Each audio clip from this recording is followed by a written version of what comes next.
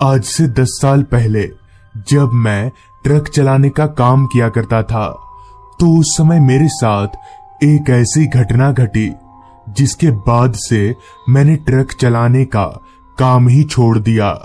दरअसल हुआ कुछ यूं था कि एक सुबह मैं नींद से उठा ही था कि तभी मेरे फोन की रिंग बजी। मैंने जब फोन देखा तो उसमें ट्रक के मालिक का कॉल आ रहा था। मैं झट से कॉल रिसीव किया तो मालिक ने कहा, कांता, तुम्हें आज शाम को ट्रक लेकर ग्वालियर जाना होगा, तो तुम ठीक शाम के 5 बजे ट्रक लेकर लोडिंग पॉइंट पर आ जाना। और हाँ, बंटी को भी साथ लेते आना। बंटी मेरे ट्रक का खलासी जो मेरे साथ करीब 3 सालों से काम कर रहा है। मालिक से बात हो जाने के बाद मैंने बंटी को कॉल लगाया तो बंटी का फोन स्विच ऑफ आ रहा था, लेकिन उसको बताना भी जरूरी था कि आज शाम 5 बजे निकलना है। तो कुछ देर बाद नाश्ता करके मैं सीधे बंटी के घर गया तो वहां बंटी काफी तेज बुखार के कारण कराह रहा था। उसकी इस हालत को देखकर मैं समझ गया कि आज मुझे अकेले ही ट्रक लेकर जाना पड़ेगा। अच्छी बात तो ये थी कि ग्वालियर एक रात का ही सफर था, मगर मुझे कहां पता था कि ये रात मेरे लिए कुछ इस तरह से गुजरेगी। खैर, कुछ देर बंटी के पास बैठने के बाद मैं अपने घर आ गया और निकलने की तैयारी करने लगा। सारी तैयारी करने के बाद ठीक शाम के 4:30 बजे मैं घर से निकला और 5 बजे तक लोडिंग पॉइंट पर पहुंच गया, जहां करीब 1 घंटा ट्रक लोड होने के बाद ठीक 6 बजे मैं ट्रक लेकर ग्वालियर की तरफ चलता बना। ठंड काफी तेज थी, जिस कारण मैंने ट्रक की सारी खिड़कियों को बंद करके रखा था। कुछ देर ट्रक चलाने के बाद आसमान में चांद की रोशनी ने अपना डेरा जमाना शुरू कर दिया, जिसका साफ साफ असर हाईवे पर भी दिखने लगा, क्योंकि जिस हाईवे पर दिन के वक्त इतना चहल पहल रहता है, वो हाईवे इस वक्त एकदम सुनसान हो गया था। बस बीच बीच में इक्का दुक्का गाड़ियां ही नजर आ रही थी। मेरे यहां से ग्वालियर करीब 18 घंटे का सफर था, तो मुझे अभी काफी लंबे समय तक ट्रक चलाना पड़ेगा। अब ट्रक चलाते चलाते काफी वक्त गुजर गया और हाईवे भी अब पूरी तरह से वीरान हो गया था। मैंने जब अपनी घड़ी में वक्त देखा तो वक्त हो रहा था रात के 2 बजे का, कि तभी मुझे रास्ते के किनारे एक छोटी सी चाय की दुकान दिखी जो कि खुली हुई थी। उस दुकान को खुला हुआ देखकर मैं जितना हैरान हुआ, उससे काफी ज्यादा खुश, क्योंकि मेरा भी मन काफी देर से चाय पीने का ही कर रहा था। मगर तब से कोई भी दुकान मुझे खुली हुई नजर नहीं आ रही थी। फिर ये चाय वाला इतनी रात को भी अपनी दुकान खोलकर क्यों है?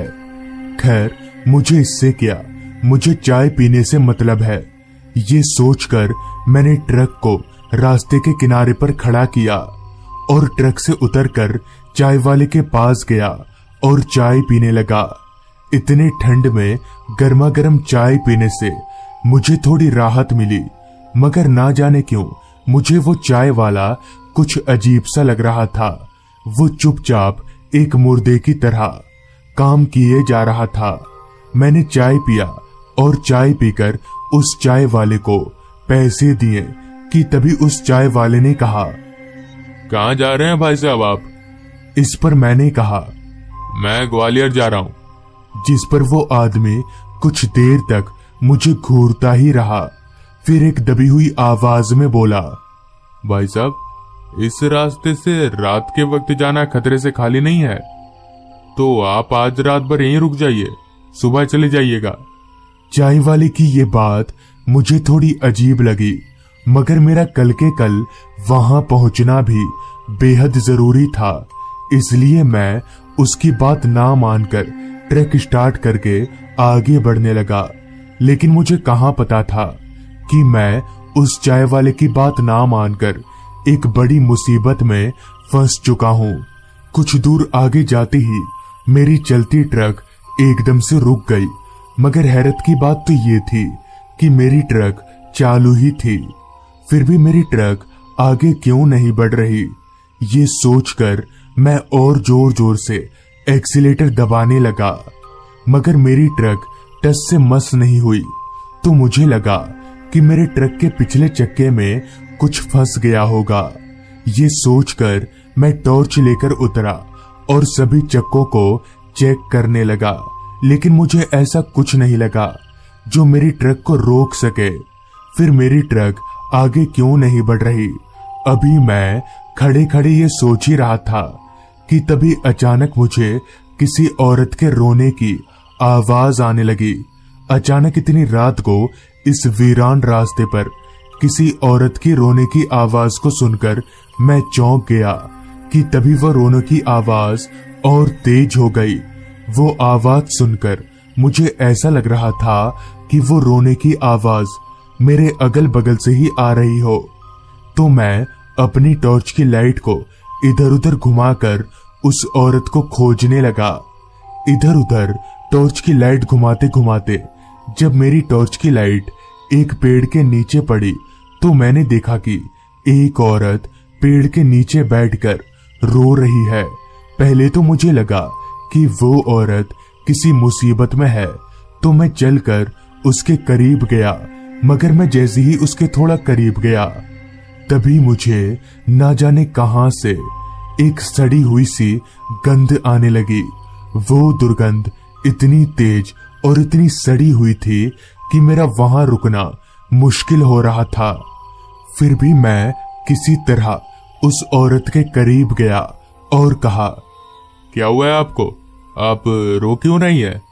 मेरे ये बोलने पर भी उस औरत ने कोई जवाब नहीं दिया, बस वो सिर झुकाकर रोए जा रही थी, जिस कारण मुझे उसका चेहरा तलक भी नहीं दिख रहा था।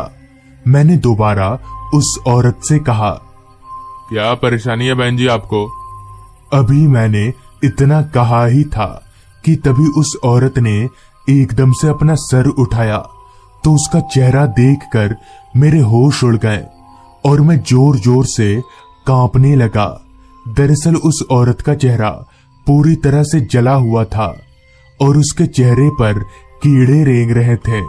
इस नजारे को देखकर मैं समझ गया कि वो औरत कोई इंसान नहीं है, बल्कि एक चुड़ैल है। अब मुझे पता चल गया था कि मैं उस चाय वाले की बात ना मानकर एक बड़ी मुसीबत में फंस चुका हूं, और मुझे ये भी समझ नहीं आ रहा था कि अब मैं करूं तो करूं क्या। कि तभी मैं किसी तरह हिम्मत जुटाकर भागना चाहा, मगर मैंने जैसे ही भागने के लिए पहला कदम बढ़ाया, वैसे ही उस चुड़ैल ने अपने लंबे हाथ बढ़ाकर मेरा पैर पकड़ लिया और मुझे घसीटने लगी। अभी मैं मरने ही वाला था कि तभी वहां वो चाय वाला और एक आदमी आ पहुंचे, जिनके पहुंचते ही उस चुड़ैल ने मेरा पैर छोड़ दिया। मगर मैं इतना डर गया था कि मैं वहीं पर बेहोश हो गया। फिर जब मेरी आंख खुली तो मैं हॉस्पिटल में था।